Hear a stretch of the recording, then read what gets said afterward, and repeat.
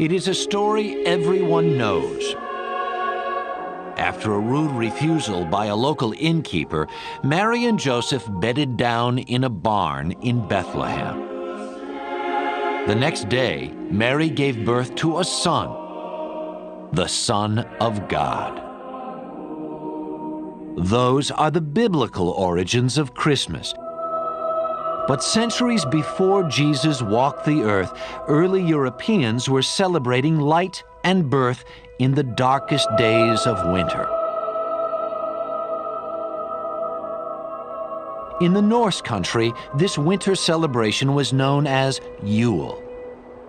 Around December 21st, the winter solstice, fathers and sons would drag home the biggest log they could find and set it on fire. The Yule log warmed, but it also looked ahead. Each spark was said to represent a pig or calf to be born in the spring. Also dragged inside were evergreens, the one plant that could make it through a Norse winter. Evergreens proved that life persisted in this dark time. There's a natural attraction to that which lives through the winter when one is struggling to survive through the winter. The evergreen is that part of nature that seems impervious to the coming of winter and the diminishing of the sun. And so it's an absolutely natural symbol, one which I think we react to almost without thinking about. For as long as the Yule log burned, about 12 days, feasting and revelry reigned supreme. In fact, this was one of the few times that meat was abundant, since cattle had just been slaughtered for the long winter. There is a necessity to kill most of the cattle, because you can't keep them alive over the winter when there's nothing to feed them on. You keep a few alive for breeding. But there is an opportunity for a great blowout, for a great feast, time to party. The party raged inside in defiance of winter's deadly howl. There is a spooky feel about the northern Yuletide festivals. You may be all right there in the hall with the blazing fires, but outside there are demons, there are spirits. In Germany, the pagan god Odin lent his name to this midwinter holiday. Early Germans were terrified of Odin, whose nocturnal flights decided who would prosper or perish in the coming year. Later, we'd see another Christmas sky rider, Santa Claus. But for now, staying inside became the smartest choice at this frightening time of the year.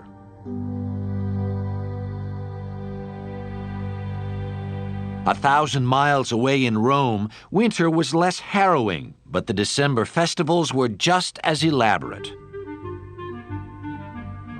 1 week before the winter solstice, Romans began celebrating Saturnalia, a month-long orgy of food and drink. Named for the god Saturn, which meant plenty, Rome's established order was turned on its head during this wild, delirious time.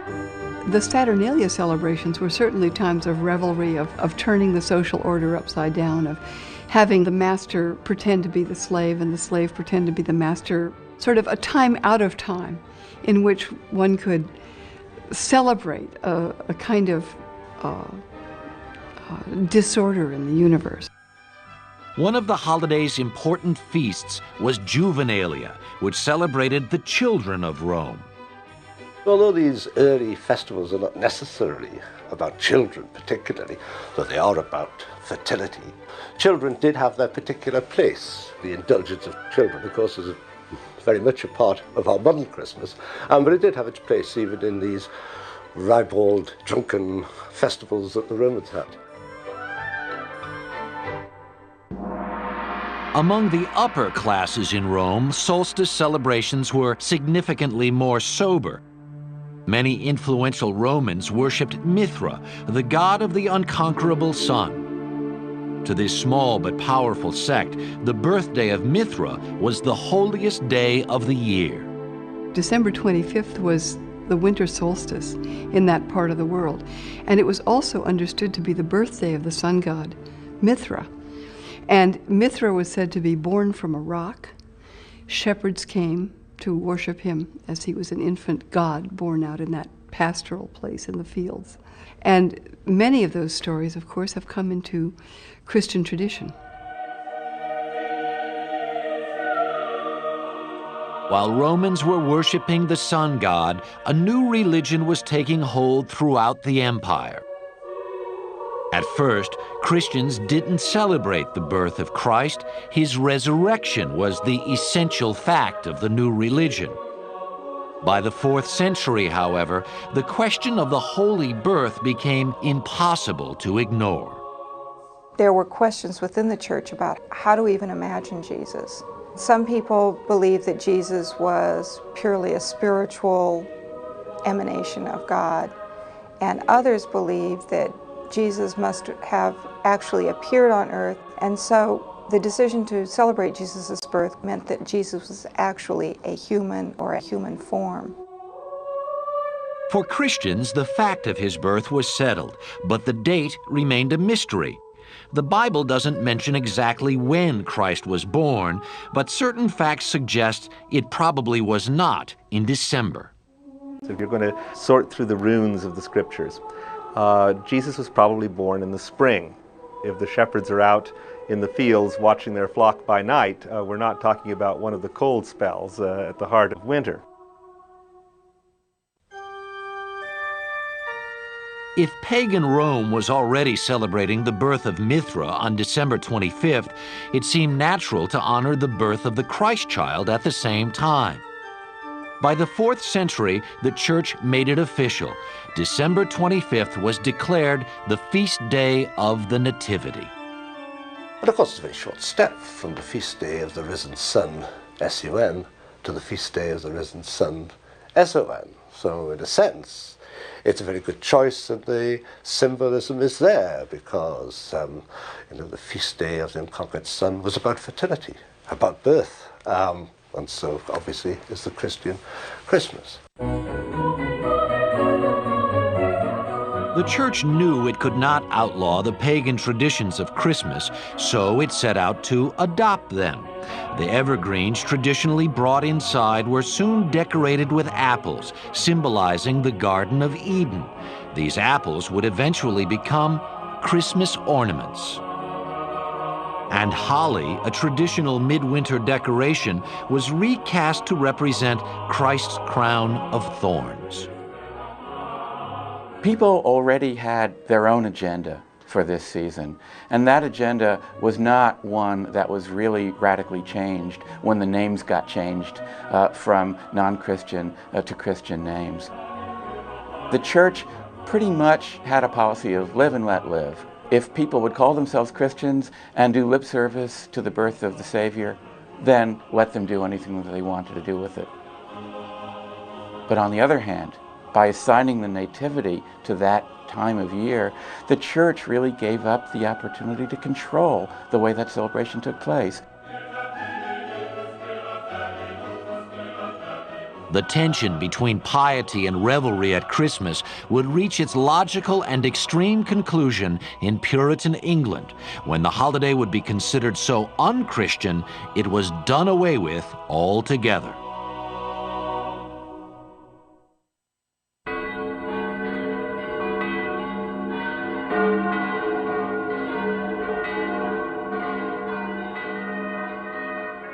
By the Middle Ages, Christianity had largely replaced the old pagan religions of Europe.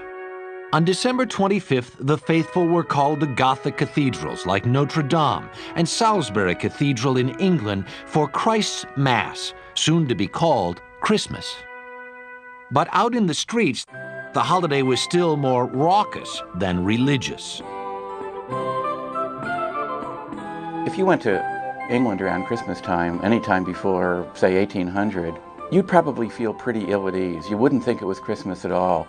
What would you think it was? Maybe Mardi Gras, maybe New Year's Eve, maybe Halloween? Because Christmas in old-time England was really a carnival. The houses of London were littered with brawling, drunken villagers and couples engaged in the most unholy activities. And each Christmas, a beggar or student was temporarily put in charge after being crowned the Lord of Misrule. The rest of the peasantry also got their once-a-year chance to grab power from the ruling classes.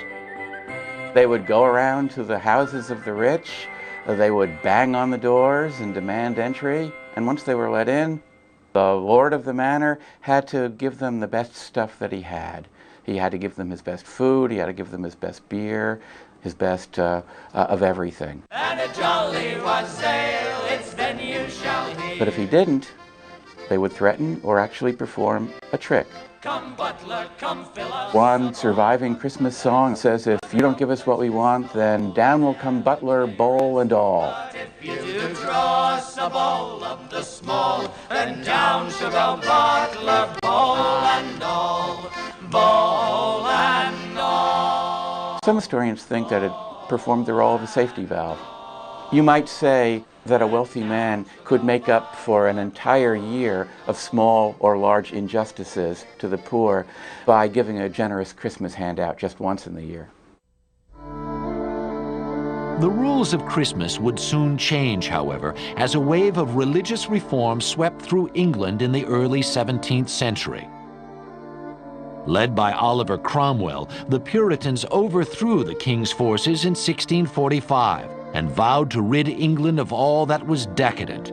High on their list was English Christmas, and in 1652 they outlawed it altogether.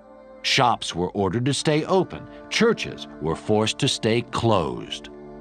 The Puritans were always, I think, deeply attracted to those things that they were most opposed to. They had a fear that they might have too good of a time. I don't mean to trivialize them, but there was a deep fear that if these things were legalized, they themselves might enjoy them and their souls would be lost.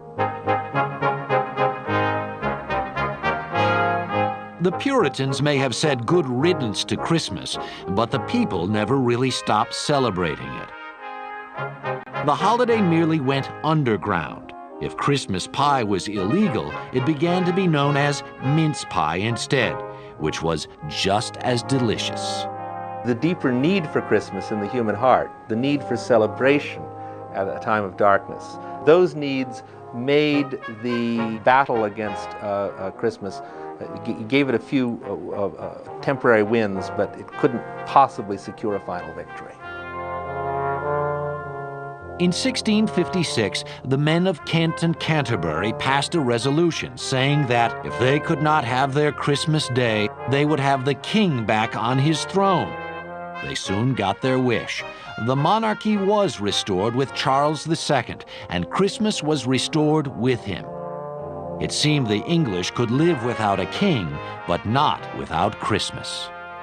It has been argued that one reason for the restoration of the monarchy is because by restoring the monarchy, you also restored Christmas, or you restored the proper English Christmas with its rituals, its traditions, and its carousing. Christmas is brought back, if you like, by popular acclaim.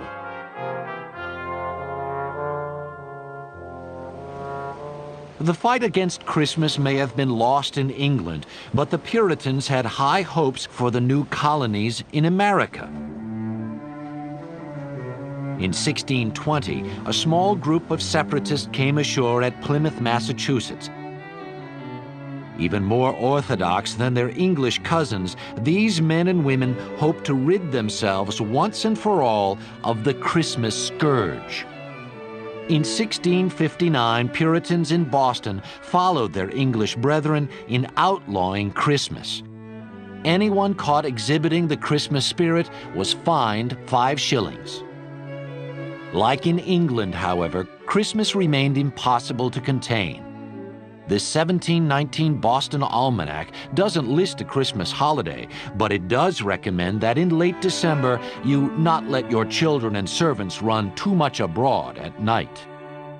From almost the beginning in Massachusetts, there's evidence that some people practiced Christmas, and that when they did so, it was in fact an opportunity to get drunk. And one of the most interesting little sidelights on this is the finding of historical demographers that there was actually a bulge in conceptions, the conception of children, that took place during Christmas.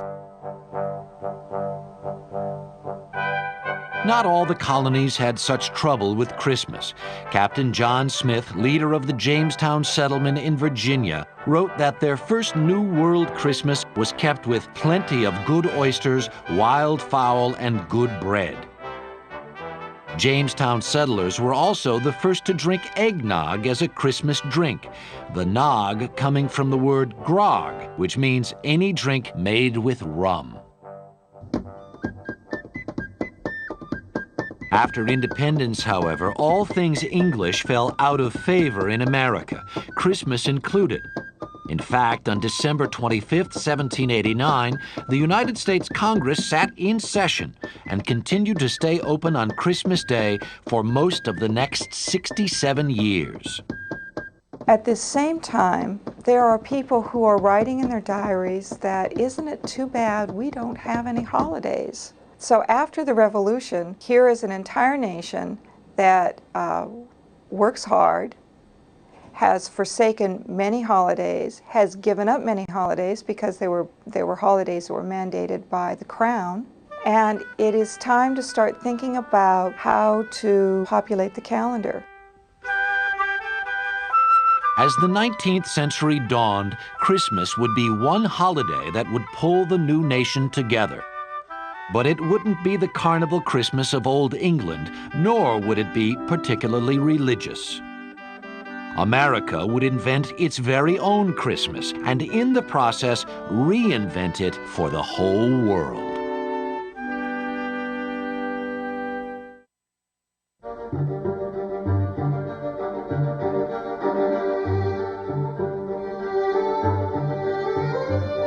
New York City, 1820. Within the space of a generation, New York had gone from a backwater port town to the center of American commerce. Great wealth came to a few during these years, and moderate livings to the burgeoning middle class. But the Industrial Revolution had also created a class of the unemployed and unconnected, whose very existence threatened the cozy world of New York's middle rung. This was never more clear than at Christmas time. Class conflict was emerging with the earliest stages of industrial capitalism. And so what had previously just had an edge of menace, a little bit of trick, but much more goodwill, much more treat, now changed, and the menace became increasingly obvious and increasingly serious.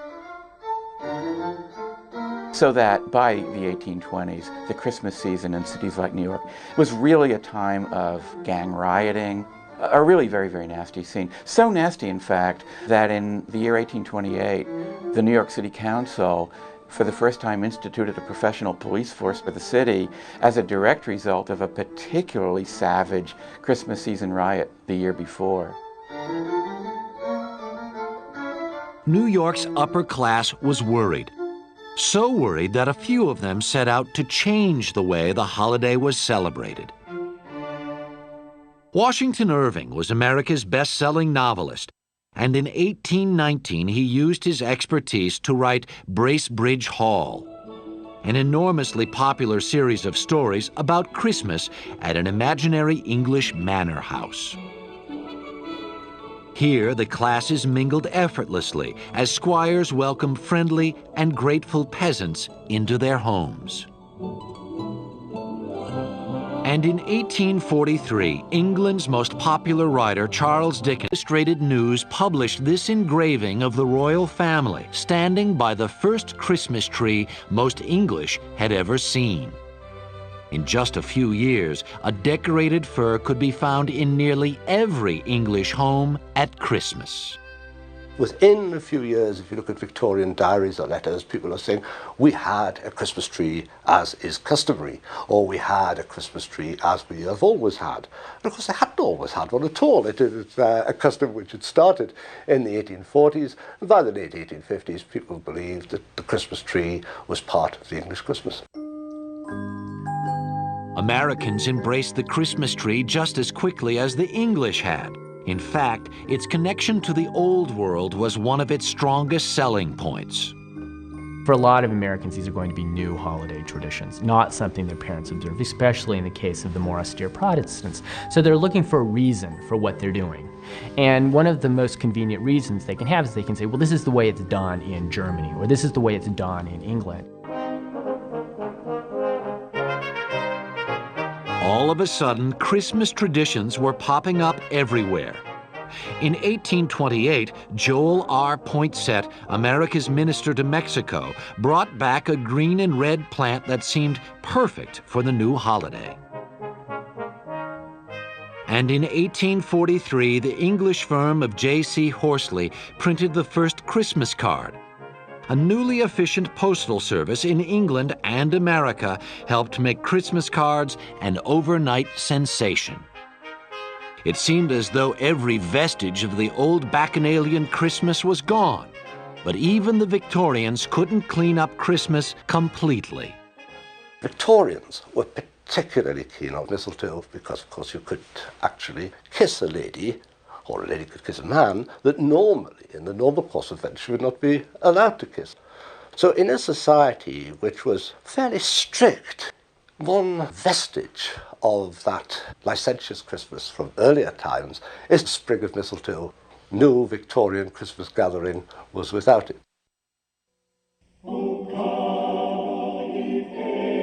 By mid-century, Christmas was everywhere in America, in the streets, in the homes, in the marketplace.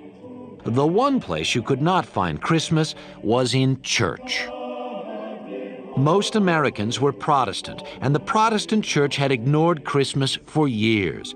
But Protestant Victorians longed for official religion on this sacred day. What a number of them do initially is say, well, if we can't find a Christmas service in our Baptist church or our Presbyterian church, let's go see what the Catholics are doing, or let's go see what the Episcopalians are doing. And increasingly that puts pressure on these Latter-day Puritans to have Christmas services because there's a way in which lay people begin to expect it. Church services, mistletoe, and Christmas trees. America's new holiday now seemed firmly in place.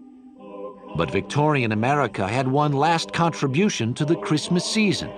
A jolly elf who shimmied down the chimney would soon personify Christmas for generations to come. Here comes Santa Claus, right down Santa Claus Lane. We borrowed the Christmas tree from Germany and the Christmas card from England. But one Christmas icon was developed right here in America, Santa Claus. Hang your stocking, say your prayers, 'cause Santa Claus comes tonight. Long before Santa, however, there was St. Nicholas, a Greek Orthodox bishop who became one of the most popular saints of the Middle Ages. On December 6th, St. Nicholas Day, good children woke to gifts from the kindly saint. Bad children sulked away with nothing.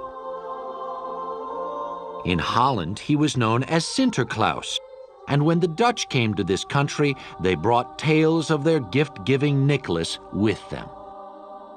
This quaint custom caught the imagination of Clement Clark Moore, a well-heeled Episcopal minister in New York City.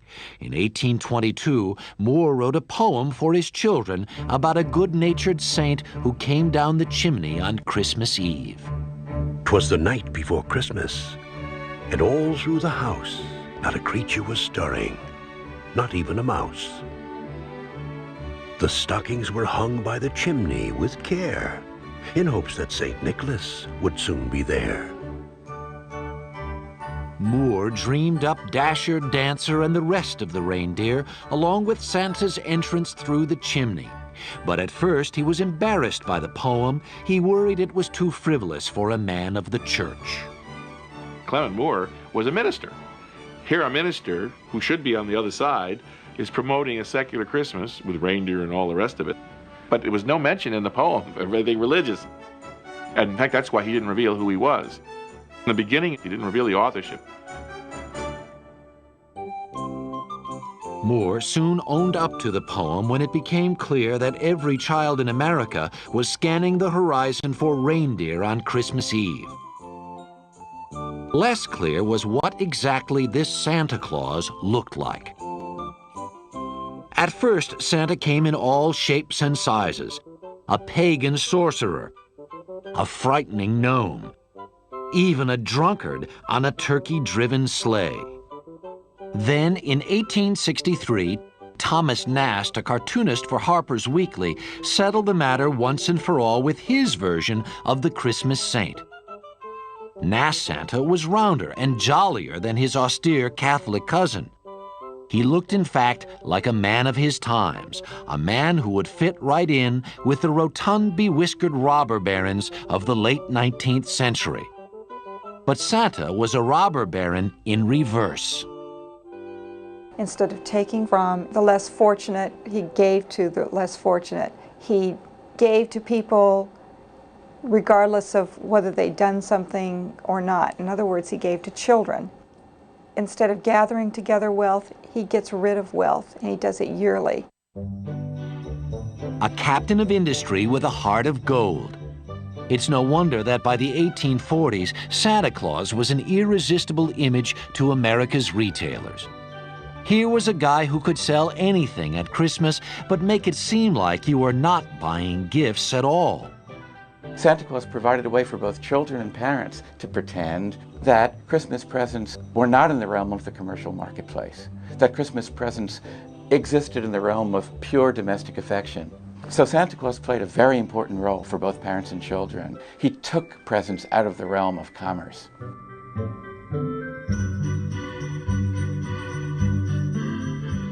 If the image of Santa could sell merchandise, retailers soon figured that a real-life Santa would boost sales even further. Santa has been showing up in department stores since the mid-1800s. And since then, nothing has loomed larger to a child at Christmas than this annual pilgrimage. You want to talk to Santa Claus, where do you go? You go to the shopping mall. Now, this is strange for a saint to be living pretty much full-time in a department store. It doesn't bother Americans because we are, after all, a capitalistic society. It makes perfect sense for us to have our national saint in a department store. That's commercial sense for us, dollars and cents. Author and humorist Gene Shepard immortalized this rite of passage in A Christmas Story, an autobiographical account of one boy's Christmas. You know, I'd been thinking for weeks what I wanted for Christmas. I figured the best thing to do is to tell Santa Claus about that. And I looked up at that Santa Claus, and he had these big, watery blue eyes and a huge beard and all, and he's looking me right in the eye. And he was so impressive that my mind went blank. Ho, ho, ho, ho, and what's your name, little boy? It's like if all of a sudden you're sitting on the president's lap, and he says, "What would you like me to pass in legislation, Sonny?" I mean, your mind's going to go blank. You can't remember any of this stuff. And so at that point, Santa Claus looked at me and he says, "All right, how about a football, kid?" How about a nice football? Football? I wanted a BB gun. So he pushed me off his lap, and this elf grabbed me and threw me down a slide that went down into the snow. And I laid there for a minute, and I knew that I was not a fit person to talk to the great. Santa Claus was obviously a star. A celebrity of this magnitude obviously needed a sidekick. In 1939, Robert May, a copywriter at the Montgomery Ward department store, dashed off a promotional children's book to lure Christmas shoppers into the store. May's story told of an ostracized reindeer with a big red nose. Poor Rudolph. Where most reindeers' noses are brownish and tiny, Rudolph's was red, very large, and quite shiny. This physical, shall I say, disability turns out to be an asset because it's a foggy Christmas Eve. This fog will be hard to get through. And this light on the nose enables poor old stumbling Santa Claus to get through. And how the reindeer loved him as they shouted out with glee. Rudolph the red-nosed reindeer, you'll go down in history. So you have this handicapped sort of child figure helping the benighted parental figure make Christmas possible. Rudolph brought Christmas full circle. It was now the children who really made Christmas possible. Only they understood the meaning of this enchanted day. From Washington Irving to Montgomery Ward, a battle for Christmas had been fought and won by kids.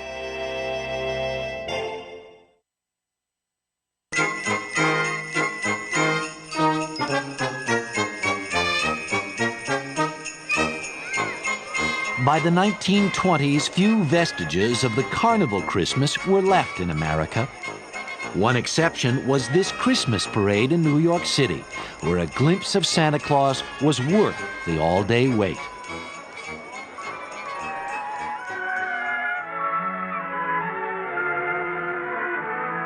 But by the 1950s, Christmas was strictly a family affair, with eggnog by the fire, Bing on the hi-fi, and a load of presents under the tree. Chestnuts roasting on an open fire, Jack Frost nipping at your nose, tiny tots with their eyes all aglow will find it hard to sleep tonight. The joy of opening up gifts is one of the things that makes Christmas what it is. He's loaded lots of toys and goodies. It's the mystery of all these packages. And I think that's why we wrap them. It's exciting to have a package lying there with silver paper on it. You don't know what's in it. And you open it up and there it is. It's something that's really great, that you really wanted.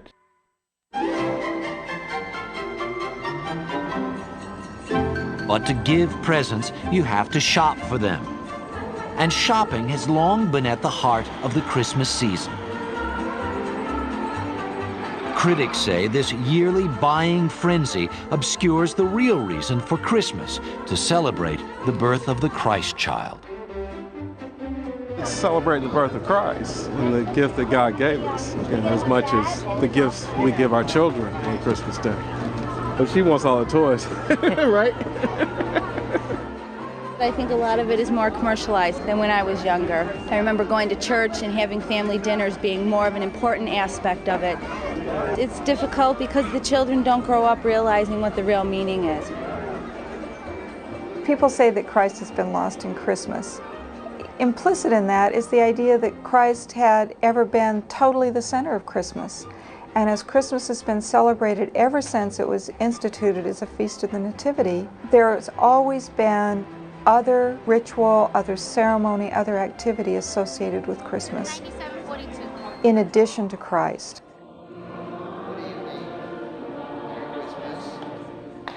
At the All Souls Church in New York City, Christmas Eve services give the secular side of the holiday some stiff competition. At All Souls, we sing carols. We bring in choir and orchestra who do great music from the Christmas tradition. Certainly today, most churches revel in the celebrations as completely as do the corporate malls. That's not a bad thing. It actually goes back to the sources of this kind of holiday, where we recognize that people have deep needs at this time of year to connect with that which is very important, but also to celebrate.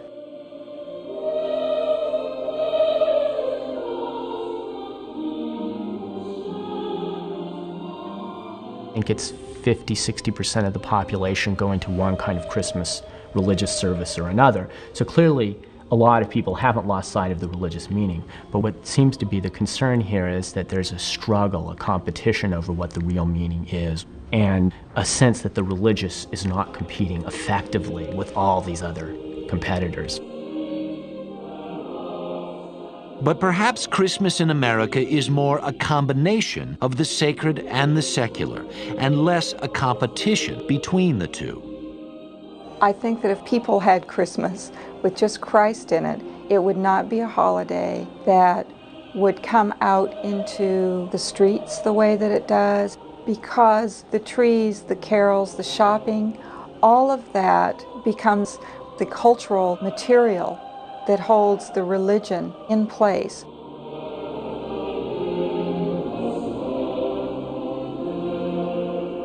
This cultural material is everywhere.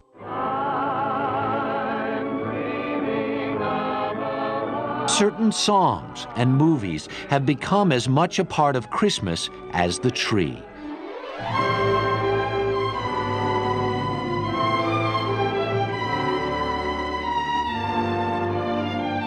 I don't want to get married to anybody, you understand? I want to do what I want to do. And you... Movies such as It's a Wonderful Life, our hunger for them, our delight in them, reflects a deep potential goodness in the human soul. But these are good movies. They have, people do good things and they get rewarded for them. To my big brother George, the richest man in town. Someone might say that this was a trivialization of Christmas. I think it probably is coming a little closer than many of the things we do to tapping the true Christmas spirit in the broadest sense of that word. That's a Christmas present from a very dear friend of mine. Look, Daddy, teacher says every time a bell rings, an angel gets his wings. That's right. That's right. Attaboy, Clarence. Nowadays, kids watch new films and new TV shows. Why, Mr. Scrooge! Merry Christmas! And they will grow up thinking that that was the way Christmas always used to be. You leave me no alternative but to give you... Toys! Yes, toys. No. I'm giving you a raise. We always reinvent, and every time we reinvent, we think that what we're reinventing is something that has no beginning. You can reinvent Christmas or celebrate it the way your great-grandparents did. The only thing you cannot do is ignore Christmas. To not catch a glimpse of a Christmas tree or hear a note of jingle bells would be nearly impossible. And since 98% of Americans celebrate Christmas in some form, it looks like that won't change for quite some time. You see, it gives you a kind of sense of belonging. You are who you are because of the way you celebrate Christmas, in part. I mean, if you're celebrating an Armenian Christmas or an Italian Christmas, whatever it is, whatever your group is, if you celebrate Christmas the same way every year, there's a sense of continuity here. And the new children are brought in and in fact are socialized by saying, well, no, this is how we celebrate Christmas in our own family.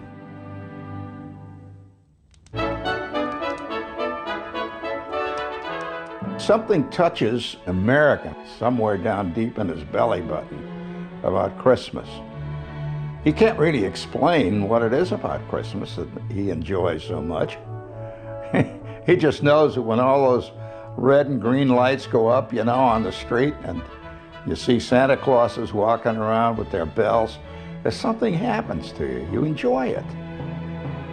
Now, you can be cynical all you want, but you still enjoy it.